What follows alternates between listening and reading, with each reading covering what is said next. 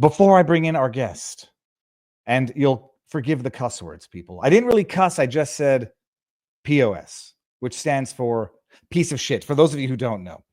The premier of Newfoundland, who has a striking resemblance to Beta O'Rourke. Someone said he's got low T, so he's got to be the big T tyrant.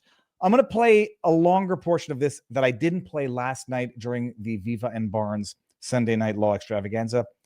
Listen to this jackass tyrant tell you that you can't go in the forest, they will bankrupt you with fines, and they will lock you up if you don't pay those fines. So as we said, we have taken decisive action to help address this situation. Yesterday, we announced we would increase fines for violating the forest fire regulations. And as I said today, we'll share the details. So effective today, new fines will range from $50,000 to $150,000. Ooh, how'd you get that number? For a first offense, when a ticket is issued, fines will increase from $75 to $50,000. And imprisonment in default of payment will increase from 3 days to up to 6 months. How'd you do that? For a subsequent offense, fines will increase from $150 to $75,000. Imprisonment for not paying will increase from 6 days to up to 6 months. How'd you get those numbers? A summons issued, a first offense, fines will increase from $500 to $50,000 to $100,000 range. How'd you do that? And imprisonment will increase from up to 3 months to up to 1 year. How'd you get those numbers For there, subsequent Hogan? offense, fines increase from a minimum of $1,000 to $75,000 to $150,000. And imprisonment in default will be increased from up to 3 months from up to 1 year. I'm going to say it again. Lock this POS up. That is what he deserves. That is where he belongs. But I just want to get to the end here, where I think they had reporters asking, "How did you come up with these numbers?" So we right here. Numbers, and why did you decide? So between 50,000 and 150,000. How did we arrive at those numbers, and why did you decide to go that high? Inflation, for prison time. So we looked at other fines, I guess, across the country. We certainly looked at where ours were, and they were incredibly low. And that's not surprising given the fact that, wildfire season like this certainly wasn't contemplated when that legislation was drafted. I mean, times change. Fire season like this wasn't contemplated when that legislation was drafted is probably the biggest load of shit you can possibly imagine any human on earth saying. And here we are now. I think it was definitely appropriate to increase the fines by a serious, significant amount. Not only to send a message that we mean business, but to punish individuals in the event that they do break the regulation. So, those laws and those penalties always have several factors into why we arrive where they are, and it's for deterrence and for punishment. Inflation. It's like the inflation of tyranny. That is the backdrop of what's going on in Canada, people. Now we're going to bring on Jeff Evely, who is a veteran. He's going to tell us his life story and how he got fined $28,000, $372.50 for taking not even a gander into the woods. Jeff, I'm bringing you in. Let's see how I do this here like this. I can't see too good. Jeff, sir, how goes the battle? Oh, it is going, and it is a battle. I can tell you that much. I've been doing the media blitz all weekend, and man, I thought this story was on fire when I first started doing interviews, but my whole day today has been in front of camera. So, well, thank you very much for coming on. First of all, have we never met in person, right? We met at the Convoy briefly. Okay. I will forgive myself for not remembering the specifics of who I met during the Convoy. That was one hell of a... Jeff, tell everybody who you are. I do want to dive into your life because I think it's absolutely relevant to where you are now and fascinating, and people can learn and, what's the word I'm looking for? Take inspiration from it. But tell people who you are.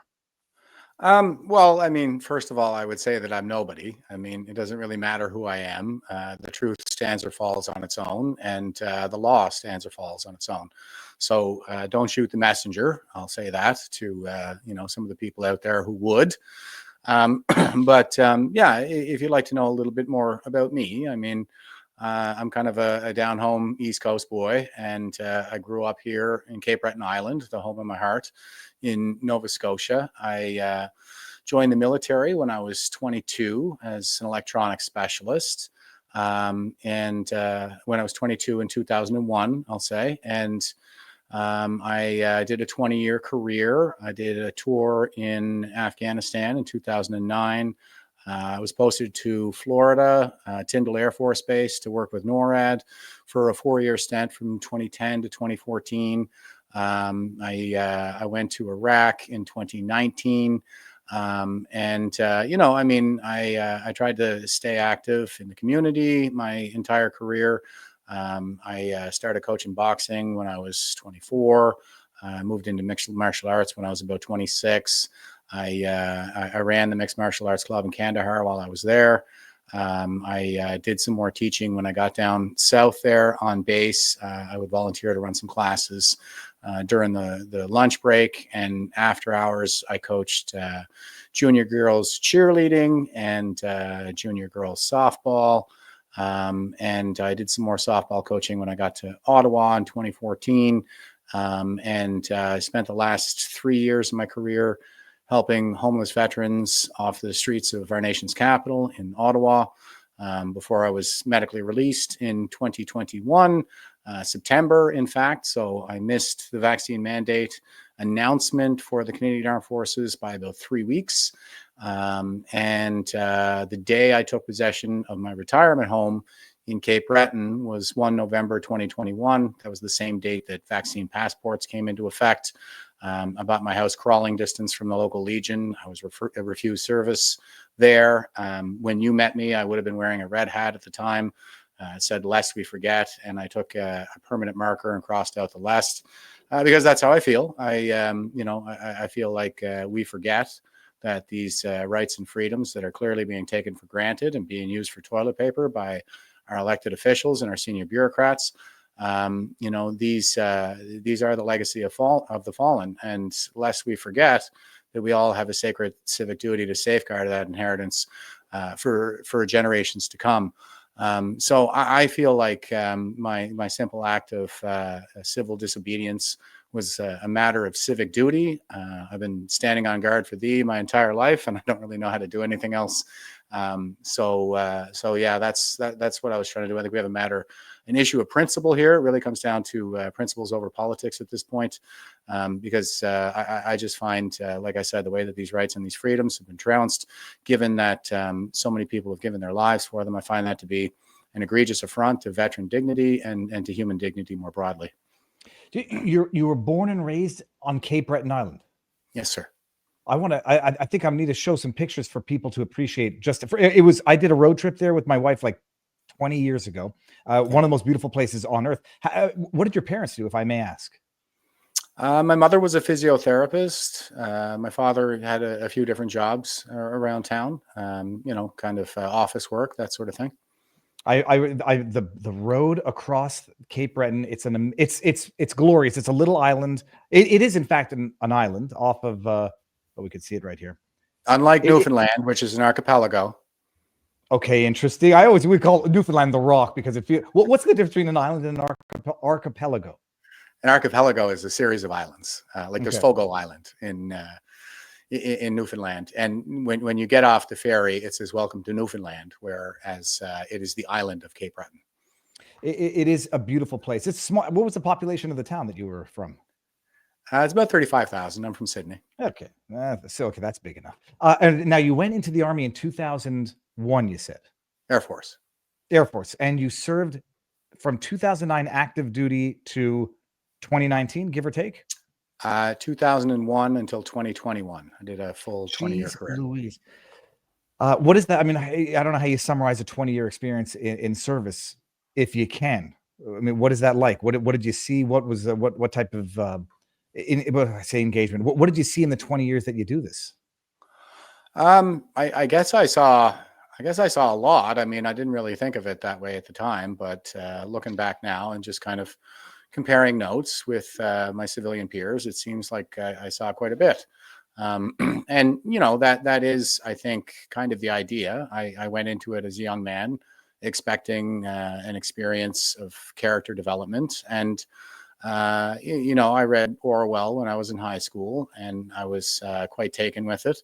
And F. Scott Fitzgerald was quite good too. And Brave New World, Aldous Huxley. Well, not Aldous Huxley, but Ernest Hemingway. I would definitely put in this bin. They're all World War I veterans.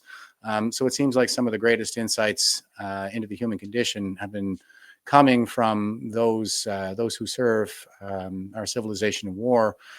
So I kind of wanted to better understand what it was that they were getting at, because it all seemed so strange to me at the time. I understood that there was kind of something there, but I couldn't quite understand it. So I feel like I really understand it now, and that is kind of one of the things that wasn't so bright about my experience with the military. I mean, it has had problems with corruption, at the highest levels for as long as I was in uniform. I mean, I had the Somalia affair in '93. I joined in 2001, so it was there when I got there, and I got to know it quite well. I filed 10 grievances in my 20-year military career. I don't know anybody else who did that, because I was told when I went to basic training that if I see something, I should say something. We all have a responsibility within the institution, and we all have a duty to defy illegal orders. That's what I was taught. And of course, the question that always comes up within the group is, well, how am I going to know if the order is illegal? And the answer is that you use your own judgment. And am I going to be protected when they come after me for defying that order? No, you're going to go in front of a judge, and a judge is going to rule on the legality of that order. And if you turn out to be wrong, then you're going to be charged under the National Defense Act. Now, why would we impose such a burden on our young people? Because that is what separates us from Nazis. So I'm just in keeping with the principles that I've tried to embody my entire life when it comes down to defying a lot of these illegal mandates. I see it as a civic duty at this stage. And, I think that I hoped that with the video that I put up of me receiving the fine last Friday, that I was able to provide an example for civil disobedience that others can follow. Without getting into the nature of those grievances, for those who may not know, a grievance is you see corruption and you report corruption. Well, a grievance, like, you would have to be impacted by the corruption. So it's your grievance. You've been aggrieved by the chain of command, and you submit your complaint to the chain of command, and What they was will it? let you know that you're just being whiny baby. What was the? I guess you can remember the one biggest, or the one that sticks out the most in terms of a grievance you filed. Sure. So while I was posted to the United States, the higher headquarters, which is in Colorado, they when it came time for the personnel evaluation reports, these are annual evaluations that form the basis for promotion. What the way it's supposed to be done is your supervisor writes your evaluation, and there will be some vetting on the part of the chain of command. And then it goes to a unit board where we kind of rack and stack them, and we just say this guy got the best score and that guy got the next best score, and we give them a number for the unit, like 1 to 10. And then it goes, the highest ranking PERs will go to the formation board in Colorado Springs. What they were doing in Colorado Springs was the old way of doing things. Now, we call it the bun toss. Like, all the supervisors kind of write the name of their favorite guy on a bun, and they all throw their bun at the wall, and whichever one bounces off and lands closest is the number one guy and gets the best score. It's not quite that extreme, but it's basically like the supervisor will stand up there and say, this is my favorite guy, and this is why I think you should vote for him as the favorite guy, and he should get the number one score. And then everybody votes. And then they have a scoring matrix where they say number one gets this score, number two gets that score, and then they dictate those scores to the supervisors. So I saw it happen a couple of times with my subordinates' evaluations. And when I saw it happen with mine, I mean, after I spent 3 years telling them that you're not allowed to do this. It's actually something that came out of the commission into Somalia. They revamped the evaluation and promotion system, gave them a turnkey solution, complete with a set of instructions, fully available to anybody using the program by clicking the help button. And the people in charge, they never read those instructions. They just kept doing what they always did, which was the favorite guy contest. And so when it impacted me, I had grounds to submit a grievance, and that has teeth because it'll go outside the unit and beyond the formation if I take it all the way. So when I submitted that, before I knew it, my medical file was under review and ended up medically repatriated to Canada, of all places, to get healthcare. Based on a 1.5-year old injury for which I had already been cleared by the local doctors. Like, they were trying to run me out of the military. They were trying to release me trying to release me medically. And when I got to Ottawa, which is where I was posted, not only did I have to wait 5 weeks just to see a general practitioner, but when I saw him, he said, you're going to need a nerve conduction studies. So that's in order to be cleared. And that's going to take another 5 months. So it was so urgent to get me back to Canada on 8 weeks notice with my 2 kids in tow as a single father that, they only gave me 8 weeks to do it. And then when I got there, they said, you're going to have to wait 6 months before we can, and the thing is, at that time, you couldn't be promoted while you were on the medical category. So I lost a promotion. They put me on shift work with my 2 kids at home. And it was an absolute nightmare. So that's kind of the way that they roll. They will get you somehow. And eventually I was clear. Like, when I talked to my general practitioner, he told me about the nerve conduction studies. And I was like, well, I already did that. And he said, when did you do that? And I was like, over a year ago. And he says, well, it's not on your file. Oh, well, I will get you a copy. So I contacted my neurologist in Florida and got them to fax it up. And when I gave it to the doctors, they cleared me. And so then I got the promotion and a new position in off shift work. But that is the kind of greaseball tactics, like the lowest of the low, that you will see coming from the highest levels of the Canadian Armed Forces. And that same corruption that I've been battling for the first 20 years of my adult life is what I see everywhere in Canada now. So, I think we need to have teeth, like I did with my grievance. I can talk to them until I'm blue in the face, and I can cite the policy chapter and verse, and it just doesn't matter. There's the same kind of double think that we see everywhere. I saw that in the military as well. I mean, I could show them in black and white, this is what it says right here, that you're not allowed to do this. And they'll say, no, that's not what that says. You're crazy. There's something wrong with you, right? So I see the same thing happening right now with our charter rights, especially when it comes to these woods bans. And I found the proclamation, the order, in my own judgment to be illegal, and I'm adhering to my duty to defy it. So now, when I took this to court in 2023 with a judicial review on my charter rights alone, the judge said I could not stand on my rights alone, that there had to be money involved. And had I gotten a fine, then I would have had standing. So they dismissed it in 2023. When they brought it back in now, I was like, I know what I have to do to make sure this gets to a courtroom. I got to go out and get fined. The 2023 was in respect of the COVID measures. No, that was the first woods ban that Nova Scotia put in place. Oh, geez, after the arson biggest forest fires in Nova Scotia's history in 2023. There were no active fires on Cape Breton Island when they banned me from the woods in my my local area. Yeah, the woods. Okay, sorry. I thought the first one where you hadn't actually gotten a monetary fine was COVID related, but it was the first ban, which many of us didn't fully appreciate or weren't aware already was done in 2023. Before we even get there, just a quick one. So you get out of the Army, you say medically discharged. Air Force. I'm sorry. Right. These are the citizens. How a lowly citizen doesn't fully understand the the divisions within there. You get out.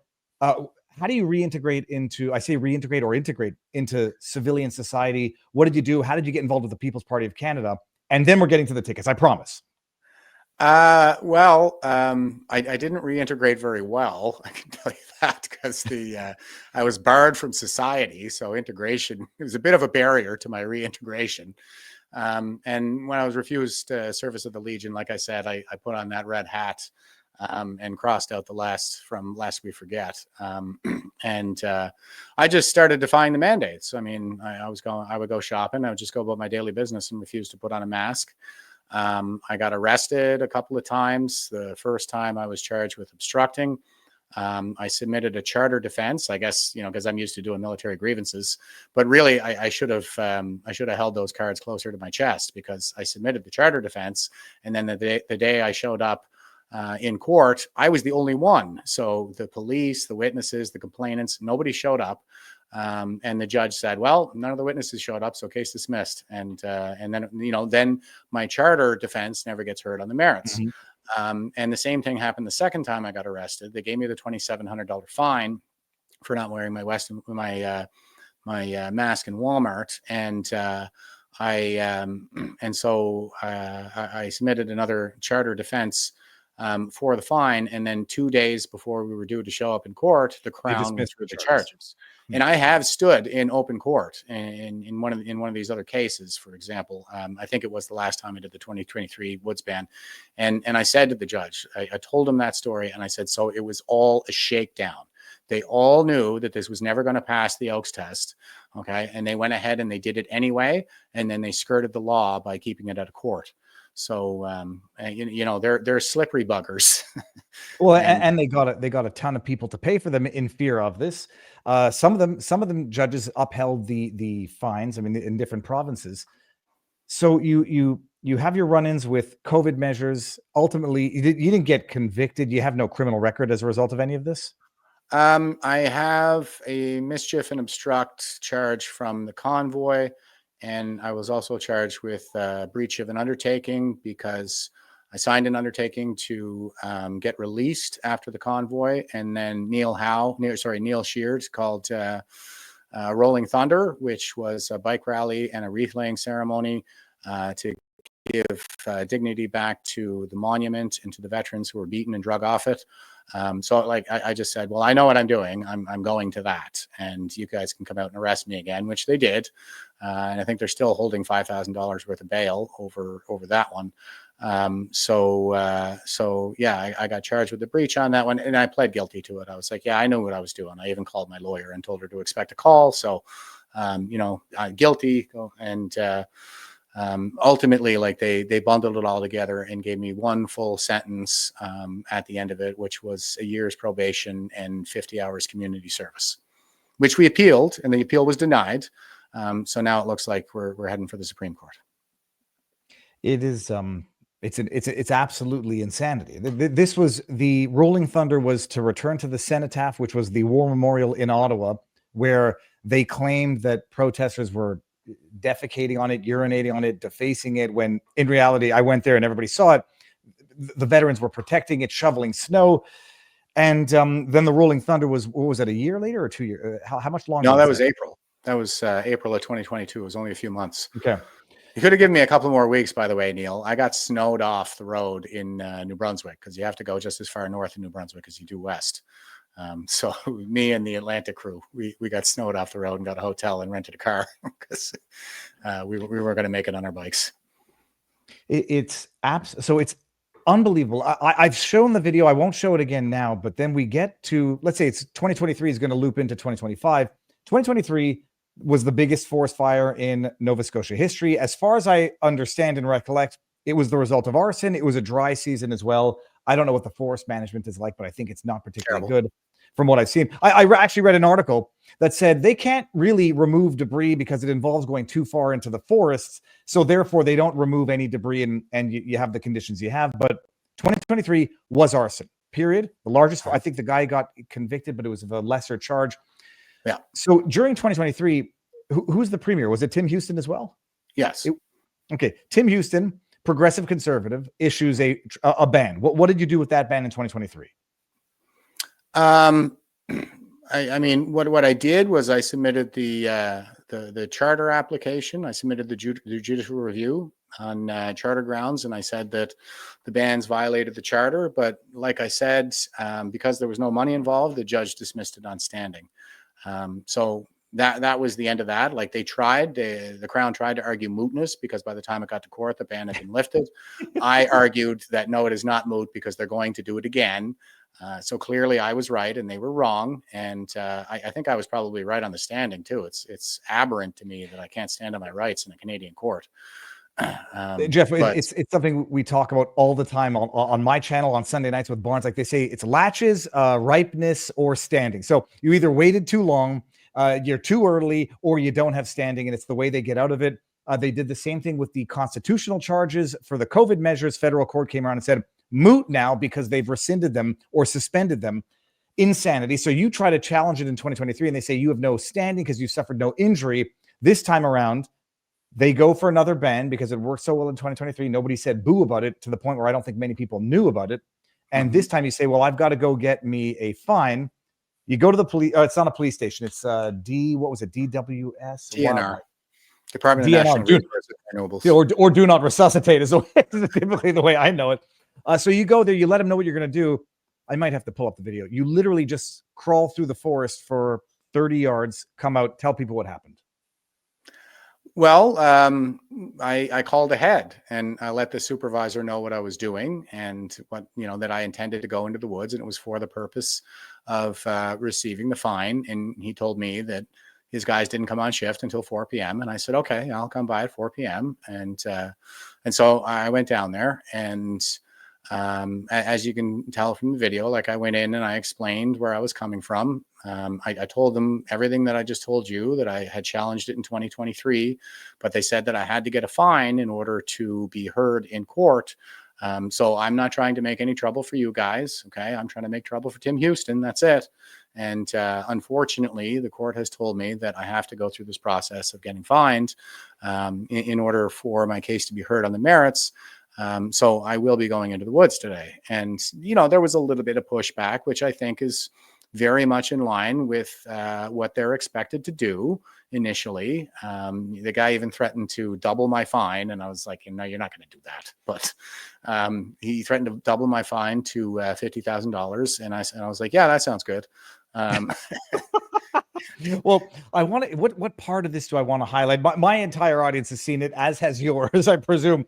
But it was just about your excursion into the woods. This was the extent. You let them know you go into the woods. I don't know how they knew it was off limits. Oh, they said out there is off limits, so you go into it. Yeah. Love the fact. I don't know that there's a good spot to do Or iPhone. It's Samsung. this, but I'm just going to make this as painless as I can for those guys. Break some bushes. Go in here. You might get an even bigger fine for bushwhacking. Then you go in and they say, come and we'll write you the ticket. Okay. Is there any part that I should highlight for the purposes of this? I mean, that's basically the gist of it. Everybody's seen it on my channel. I'll leave it in the backdrop because we want to come back to it. Okay. Okay. It's a max of $25,000 for the fine, right? It's not. No, it's $28,872.50. Well, that's after. Hold on, no. Let me say this. They could have arbitrarily decided to give you a $5,000 fine because it's 25,000 max, not a fixed 25,000, unless I'm mistaken. I couldn't say for sure now that you mentioned it. So either way, they give you the full 25,000 plus 3,000 and change, which is for the victim compensation fund that every speeding ticket contributes to, plus taxes. Yeah. So flesh this out now. I mean, okay, just tell us how you feel when they're actually they are solidifying the insanity. What's going through your mind? I think I just tried to find the humor in the situation more so than anything. That was actually my first lesson in Afghanistan, was that humor is a coping strategy for humans. And you want to hear the things that fly out of soldiers' mouths in a war zone. It gets pretty dark. And I even knew a few guys that had some issues when they came back to Canada, and they're reflecting on their experience and wondering, who that monster was, speaking through their mouths. And I was like, you're not a monster. You're just a human. Like, you did what you had to do to get through it with your psyche intact. And, jokes don't do any harm. So it's a net benefit to you. It's a net good. And that's the way that I try to approach what I'm doing now. I mean, I do think that we're in a war. It's not a shooting war, but it's kind of like the new face of war. And so I always advise everybody that you should stay frosty, keep a level head in these situations. It's a line that I take from the movie Generation Kill. And it's very true. Like, it's not the hotheads that win wars. Okay. It's the cool and collected types, the pros, and that's how I try to approach this, was like a professional. And in my experience, what I try to tell people, this is like, there's two things you got to remember when you're going to war. Number one, you can't take it personally. If you take it personally, you're not going to last. You're going to burn out, right? You're going to crash and burn. And number two, you're not going to save all the children. We are going to take casualties along the way. That's just part of it. So, whatever you got to do to keep your sanity intact, tell some jokes and try to have a little fun, no matter what. Like, we got to have a little bit of fun while we're at work. And so that's how I tried to approach the situation while they were writing the ticket for me. I think I even said, "Oh, victim surcharge, eh? Wow." Like I'm kind of laughing at it, really. And then when I got outside, I was still kind of laughing. Like, look at this ridiculous fine of almost $30,000 for spending 90 seconds in the bush here.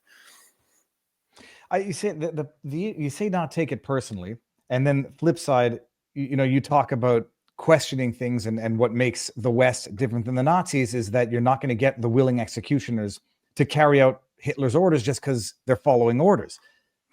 I'm having, admittedly, the orders are not the same, and so to that extent, the comparison fails. But I don't see the distinction anymore in terms of authorities in Canada defying these unlawful orders that they are carrying out. The police there not only carried them out, threatened to do it twice, it penalized you to the fullest extent of the law, and their excuse is, well, we're just doing our job. Now, they're not hauling people off in carts yet, and I say that sort of tongue in cheek, but they're just following orders, much like everyone else of other eras, Soviet, Nazi, whatever. How do you relate to these people who, on the one hand, don't have probably the same life experience that you have to have learned the lesson that you've had, now basically tyrannizing you and just following orders? How do you internalize that? Well, it's like I said, I try not to take it personally, and as disappointing and gut wrenching as it is, to see everybody failing in their civic duty to stand on guard for thee. I try to remind myself that, say, the guys at DNR, for example, like, they're just regular guys, and they're doing the best that they can. I have a much different life experience than they do, and perhaps I'm blessed in some ways that they are not. That maybe my understanding is a little bit more advanced, so it shouldn't. I don't want to come into it, thinking that I'm going to penalize these people or take vengeance out on them. I think that they're lost and they need to be shown the way. So I try to approach it with a little bit of leadership and professionalism, and I'm happy with the results that I got from DNR. Well, and I say you don't want to penalize them, and you live in, it's still pretty small. 35,000 is big, but small. I presume you're easily identifiable. Have you felt any reprisals outside of the scope of your overt acts of defiance? Do you get pulled over more often? Have you gotten audited yet? Like, have you felt any other reprisals? I haven't left the house in 3 days. I've been doing media appearances basically since the minute I got home from doing my from getting my fine. But people have been reaching out to me over Messenger, and I mean, I can count maybe a handful of messages that were negative, like literally less than 5. But overwhelmingly, the support is in my favor. People have had enough. And you're messing with Cape Bretoners and their ATVs now, and just like fishing, hunting, hiking, and their precious UN has a universal declaration on human rights, by the way, and the full participation in the cultural aspects of your community is, I think, Article 26. So if there's anything that's culturally Nova Scotian, it's going into the woods to hike and fish and hunt and ATV. Now, when it comes to ATVs, I'm open to an argument that there's an increased risk of fire there, of course, but when it comes to my sneakers, I am not. So that's where the really unreasonableness comes in. Well, I say I'm going to bring up one message, because it seems that the vocal haters are very loud and very proud on Twitter or X. And they might give you the impression. My impression is that there are far too many Canadians who are not just putting up with it, but supporting this tyranny. Yeah. You don't take it personally, and I mean, I would have laughed it off also. But POSs are POSs who need to be called out. And there was this doctor, son of a bitch, piece of shizer, who actually had the balls. I had to look it up just to make sure he's a doctor. I think he's born in Halifax, apparently. Who has the balls to write, "I apologize to every single firefighter in Canada who left their family and put their life on the line as our nation burns from coast to coast, that there are selfish people like this in our great nation. The rest of us respect your sacrifice." This is the arrogance and pomposity of maybe he served and maybe he didn't know you served. The pomposity. I just had I to- replied to him. Did you see my reply? No, I'm going to go look it up now. What did you Okay. say? If you can paraphrase. I think you're better off maybe reading it because Oh I God. just Okay, kinda, hold on. yeah. Hold on. I'll get it here easily. Let me see this. It's. I mean, I don't take anything personally either, but there's a level of arrogance in these bootlickers. Let me see Yes. here. In response to, oh, here we go. You know what? I think I might have that crossed my feed and I didn't read the. Okay, here we go. It's this one right here. I apologize to that's every single veteran in Canada who left their family and put their life on the line for our nation and the rights and freedoms now trounced for which it once stood. That there are selfish people like this in our once great nation. For them, all that stuff about human rights, fundamental freedoms, rule of law, etc., are just fairy tales that they tell young people to get them into flag-draped coffins. The rest of us respect your sacrifice. Marty up north is in the house. I've had him on the. What I have noticed is that the people who are the most vocal supporters of the tyranny are, I say big. I'm not saying like big city versus small city. Ottawa, Toronto, people who don't have access to the nature that's being denied of the Maritimes. B, government workers and therefore government bootlickers or propagandists for the CTV or CBC. Those are the ones who are the most vocal. Now you are in Nova Scotia, but I mean, I'm now in Florida looking up at Canada. My impression is that far too many Canadians support this. What is it like on the ground where you are? Well, I'll say first of all that was my impression while I was down in Florida as well. Seeing my own country through the looking glass, I was like, we got a lot of work to do. Just during my time there, and I'm sorry, I think I may have trailed off a bit there, Viva. Could you repeat that question? Oh no, it's just, what is the sentiment in Canada? Like, are people are more people than I think, or as many people as I think actually supporting this, or are more people than I think opposing it, but just don't have the means to make it vocal? It's pretty tough to take that temperature at this stage. Just anecdotally, from where I'm sitting, I'm receiving a lot more support than I am hate. There seems to be an awful lot of interest in this. I did do an interview with CTV National earlier today, so that should be on later. I've spoken to other mainstream, like CBC has reached out, Global has reached out. I'm doing interviews with all of them. Not because I respect them, but we need to heal the divide at some point, and we got to break into that blue pill echo chamber as well. That's the only way our voices are going to be heard. So, I think I've tried to stand on principle. Now, I spoke to some radio host in Toronto first thing this morning, he really kind of piqued my ire. When I started making it a matter of human dignity and veteran dignity in particular. And he was like, "Oh, I don't think all those people died, so you could go for a walk in the woods." And I was like, who the hell are you to tell me what I signed up to serve? But just that same smug arrogance that we see, so typically in the people who support these things. So it's a bit of a mixed bag, but that was really the only negative interaction, and it wasn't even that negative that I had in dealing with any of the media. And I have engaged so far, I'm losing track, but with several mainstream outlets like Chronicle Herald in Halifax, CTV in National, Global in Halifax, and so they are reaching out. They are taking interest, and if I play my cards right, then we might see some progress on this front. Well, I mean, have you seen? Not to be too cynical, but I'm not yet there, but I probably need to be. Have you seen the final product of what CTV in particular put out by way of the interview, or? No. And let me ask you another question. Are you recording it on your end just in case it's a total bastardization of what you said? No. Okay, so there's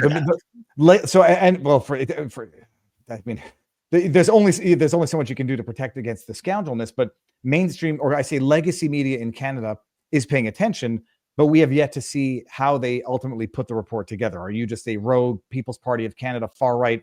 Are you a member of Diagolon, Jeff? Negative. Those guys hate my guts. Those guys troll me more than anybody. May I ask why? because I'm not woke. ring-bearing member of, I'm not a ring-bearing member of Diagolon. Someone sent me this in the mail, but I'm friends with Jeremy, and I'm friends with. I mean, I don't think I have my enemies are in the government, not in the military, but I have nothing. I mean, set it aside. But why would they have issues with you? Well, because I don't subscribe to their narrative around the Jews, it really kind of came to a head with me and the PPC. Like I had kind of distanced myself from Diagolon quite a while prior to really ramping up my involvement with the PPC, but I saw a lot of the same anti-Jewish propaganda is what it is. Like I recognize it for what it is. It's like the Protocols of the Elders of Zion was cooked up by Russian secret police, for crying out loud. And I tried to do some education behind the scenes, but I just get attacked because they're woke and they form an outrage mob, and then go for the torches and pitchforks and come after me online. And so there was all this drama around that, and I've taken a position on the woke right, which by the way, there's no such thing as the woke right. It's just a bunch of snowflake millennials who self-identify. Now you're gonna get Jeremy. What's his name? Lindsay. What's his first name? Oh, what's Lindsay? James Lindsay. James. Now you're gonna get James Lindsay on your case, hating youth. There's a woke right. Everybody who he's coming around. I've shared my my ideas with him, and I have seen there's probably about a 3-month lag, but he seems to be coming around. And I think that a lot of people are politically homeless. And so, we have a lot of lefties who were against the mandates, who are finding the PPC, but they're bringing a lot of their Marxist baggage with them. Mm-hmm. So that was really what I was calling out. And I did like a couple of tweet threads on it where I was really demonstrating like the Jew narrative is fundamentally just repackaged third wave feminism for wannabe base chads. It's the same kind of Marxist narrative where, they will identify people in positions of power who are disproportionately represented by one group, whether it's Jews or it's whether it's the global Zionist shape-shifting reptilian overlords or the patriarchy. They just replace, patriarchy with Zionist and women with the white man, and you have the same narrative. It's based on this oppression narrative where they point to disparities of outcomes between groups, for which we have well understood social phenomena that explain why we observe the disparity, but they will always attribute that disparity to some form of oppression that's kind of invisible and ethereal and not really clearly identified. And it's resentment based. I think that it appeals to the human proclivity for envy, which is the most deadly of all sins. And you see like a lot of the same kind of thinking that goes into it. Like they're totalitarian and collectivist. I did a 6-hour struggle session with them in a space. And that was, I came out of it going, yeah, I was absolutely right. Like you guys are trying to struggle me. And the ideas that they were putting forth, they were like, you need to be like this and you need to be like that. And I was like, no, I'm not a collectivist. I'm against all of that stuff. I'm a right winger. I'm an individualist. I don't agree with, I'm not on board with this like groupthink and these demands for ideological homogeneity. Like this is just as dangerous as the stuff that we see all over the left. So yeah, I mean, I took a lot of heat for saying those kinds of things. It's been quiet on that front for a while. I kind of have more important things to do right now. But I'm sure, the animosity has not subsided. Well, it's interesting because I've taken heat for not railing against Jeremy McKenzie in particular, because everybody's like, how do you feel about this and that he says? And like, first of all, he can believe certain things that I disagree with and that I might think are fundamentally flawed. And my ultimate bottom line is I don't think if you're trying to win them over, and I say them, if you're trying to convince someone that they're wrong, the way you don't do it is by telling them they can't say it. And so I take flack for entertaining the discussion, or at least, not telling people to shut up. You can't say these anti-Semitic things. And then I am also, say, maybe to a flaw, not sympathetic, but I understand where people come to erroneous conclusions based on statistical overrepresentation that you can't blame people for coming to. And then the question is, how do you get past that? And I found that, debanking is not the best way to do it. But set that aside. I don't want to get into the fight between you and Diagolon. And I made a joke to someone might have said. It's not really a direct fight like that. You know, I and know. nobody's I ever think really there's asked me about no. Diagolon before, and I didn't say Diagolon in particular. I was just talking about the woke right, but a lot of the guys that seem to be giving me a hard time about that come from that camp, but also the PPC. The PPCers who are woke are absolutely ravenous. So I probably had a lot more trouble with them. When did you run for the PPC? 2021? No, 2025. 2025. How'd you do? I think I got like 600 votes or something like that. That's not. Let me say that's not bad. So you've now now getting back to the ticket, because you got this $28,000 ticket. I hate to impute my own neuroses or my concerns. What does that feel like, having that? It's not even a sword of Damocles, having that, literal, I won't say potentially bankrupting, but that could be cataclysmic for, pretty much anybody. How does it feel having that dangle over your head? What's the next step in terms of actually getting to court to challenge that, and what's the time frame? Well, worrying never did a lick of good for anybody, so I do my best not to engage in it. I'm not going to burn myself out imagining things that might be. Was it Seneca who said that I have suffered more in imagination than in reality? So I just try to keep that stuff under control, so I can stay frosty and keep a cool head about stuff. And the JCCF reached out right away and offered to provide my representation. So that was very reassuring. I feel much better having those guys in my corner. Everybody is telling me that I got to fundraise because they want to pay my fine for me. Yeah. And I've been saying, no, I'm not going to do that. We can cross that bridge when we come to it. Right now, if you want to help me fight this fine, then donate to the JCCF, and it keeps everything nice and clean. And, if I get found guilty and the fine sticks, I mean, then we can talk about whether or not people want to do any kind of a group funding for that or something. But I'll figure something out. I always do. What choice do I have? So JCCF is formally, they've been mandated. They're your counsel in this now? Yes. Okay, excellent. Because I got John. I have to sign the retainer. I should say that's the stage that it's at. It's in my inbox. I have to sign it and send it back. Excellent. And I think I'm doing an interview with John Carpe this afternoon, which is going to be pre-recorded, and then I'm going to publish it afterwards. Okay, so you got that. You've got counsel. Now I had a question that I totally forgot in there. Darn it. Crowdfunding to pay off the tickets, if it gets there. For the time being, JCCF is going to represent you, and it's going to be a long time in the future. Damn it, I forgot the question, Jeff. It'll come back in a second. What are you doing in the interim? This right now, I'm doing my media blitz, and I, like I said, I have the convoy case that could go to the Supreme Court.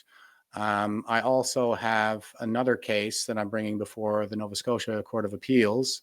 I just submitted the latest trove of documents to them. I'm self-representing in that one because I submitted Nova Scotia human rights complaints every time I was refused service while not wearing a mask, and also for my arrests.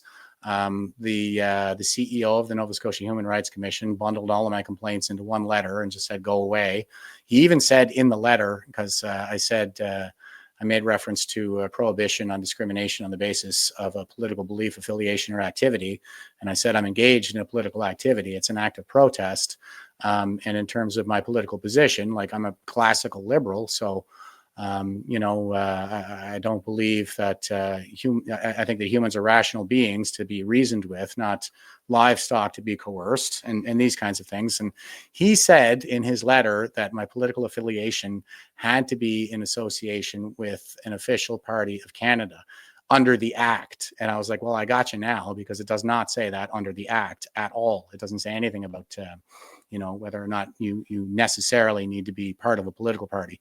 But that was how they dismissed some. And I had some other grounds there, like I opposed them on religious grounds, calling this COVIDism a cult and things like this. So they bundled them up and kind of threw them away. I submitted the judicial review, and then the judge. We're getting some really crappy decisions from the lower courts. I already understood that before I got started, and he dismissed it. But I think that he made several palpable and overriding errors. The first one being, he said that it was not a palpable and overriding error, that they basically rewrote the law in order to render their decision letter. They were like, no, he said it didn't really matter that you weren't part of a political party. Like they still could have dismissed it. And I was like, no, how? Like they actually explicitly state that that is a requirement in the law, and that is the basis on which they are dismissing my complaint. So anyway, that's all part of an appeals book now that I just submitted at the end of July, and my next deadline is for the factum at the end of August. I have some election paperwork that I have to do to wrap things up there as well. So I'm always incredibly busy with all of this stuff going on, and it just keeps coming at us. Now we have this woods ban and this massive fine that I have to deal with. Like it just kind of keeps coming at me. But I am elated to have the GCCF in my corner, and not having to self-represent, I think, is going to be a huge weight off. Jeff, by the way, if I'm looking to my left, it's only because my dog has, for a small dog, I don't know how he just peed so much on the floor, and did the number 2. Oh my goodness! No, Jeff, I did remember. I remember the question I was going to ask, and I don't know how I forgot it. But the question a lot of people ask is, how crazy does it have to get in Canada before you contemplate thinking of moving? Have you ever thought of getting out of there? All the time. As in fact, the tyranny was kind of the only reason I stayed. Like when I was being released in 2021, I kind of had my eyes set on Florida. Like I wanted to go back down there, maybe go chase after my old girlfriend or something. And anyway, like just when I saw the way that things were going, especially in the lead up to the 2021 election, I was like, we're in a lot of trouble. So I decided to come back to the home of my heart, dig my boots into the ground that I love, and make my final stand. And maybe, hopefully, at some point soon, Canada will be free once again, and maybe I can be on my way. It's amazing. Jeff, let me bring up a couple of questions over here in Rumble. We got God bless Canadian heroes like Jeff Avery from Liberty Patriot Canada. The Remanded sent me some DMs, which said, have you sent you images of annual wildfire stats in Nova Scotia? I had no idea arson was so prominent as the number 1 cause of wildfires there. 1144 since 2007. No, I knew that back from 2023 when they were trying to blame it on the climate crisis. And then they were saying, well, it might be arson, but the climate crisis exacerbates the arson because it's such dry conditions. King of Biltong, looking for some healthy meat snacks to add to your diet? Try Biltong, 50% protein packed with B12, creatine, iron, zinc, and more. Go to biltongusa.com, code VIVA for 10% off. MK Telephone Man, Viva, you need to check out Jasmine Lane on Rumble. She is a Canuck who is sick of this crap also.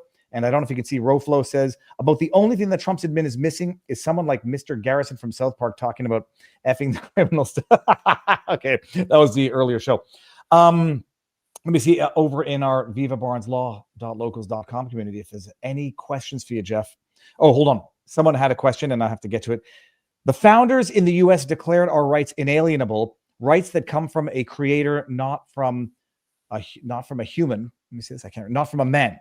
If from man they can be taken away, the founders enshrined these rights in the first 10 amendments to the Constitution. If there's any rule of law that protects the rights of Canadians, is there any that protects us? Cliff Norman asks.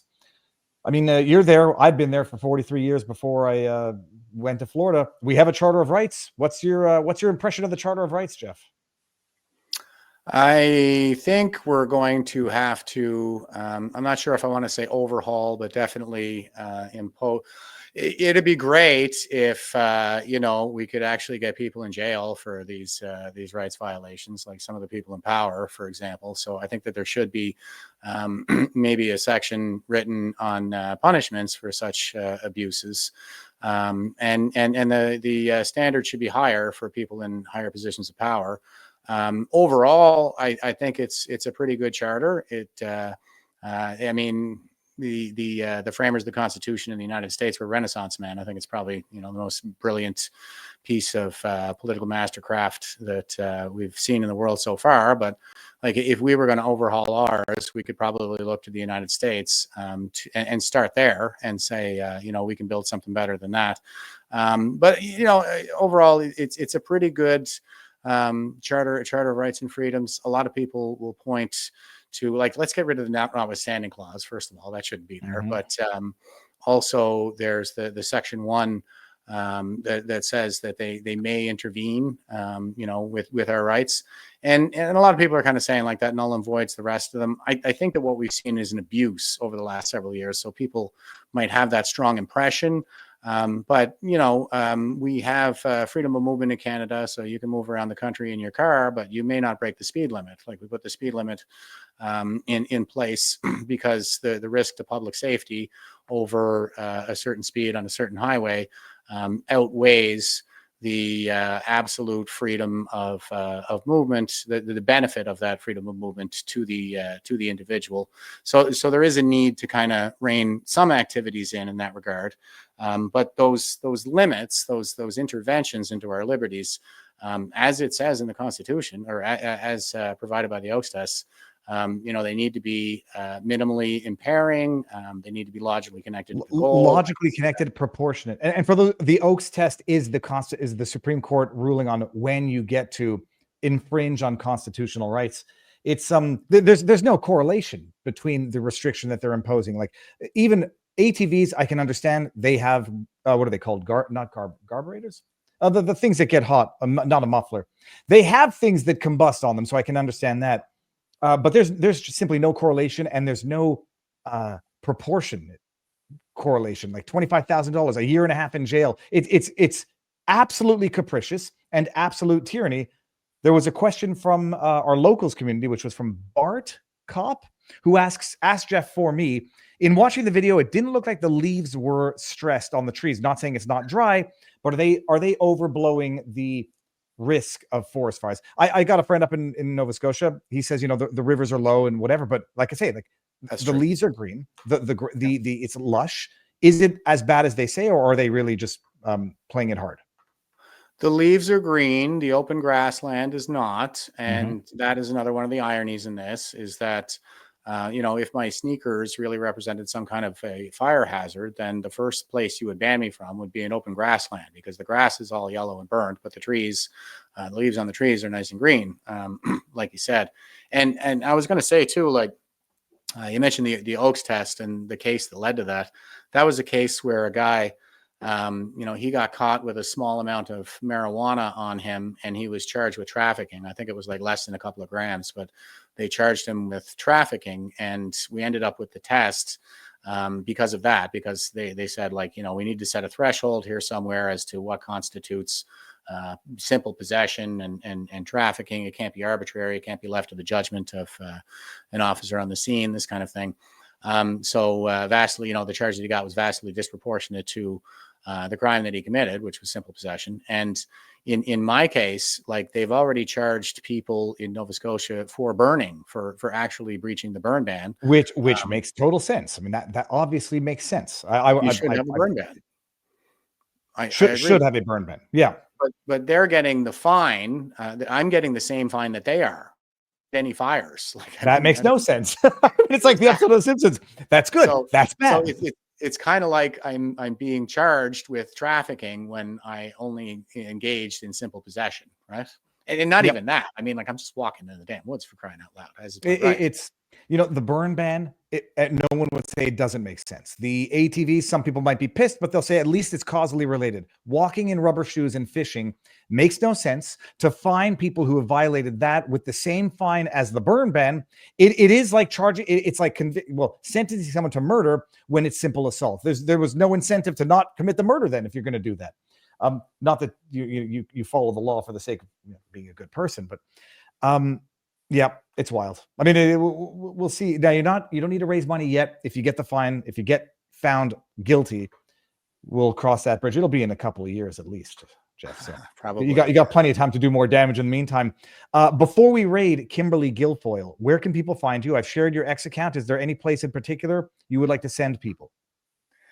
I mean, X is good. That's where I do most of my fighting these days. I'm on Facebook too, if you like that. I tend to focus on the X stuff more nowadays, but it's just my name on X, or on Facebook. It's just Jeff Evely, and I have a Jeff Evely YouTube channel that I haven't touched in forever. So But yeah, I mean, X, Facebook, that seems to be enough to kind of satisfy everybody.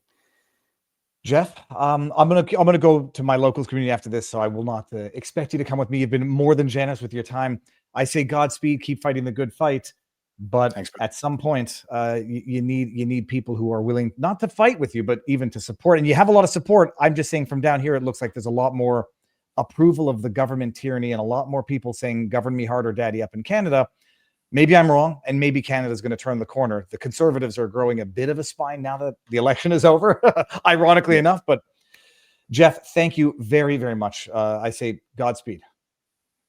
Thank you, sir. Ivan, have a good one. Take care.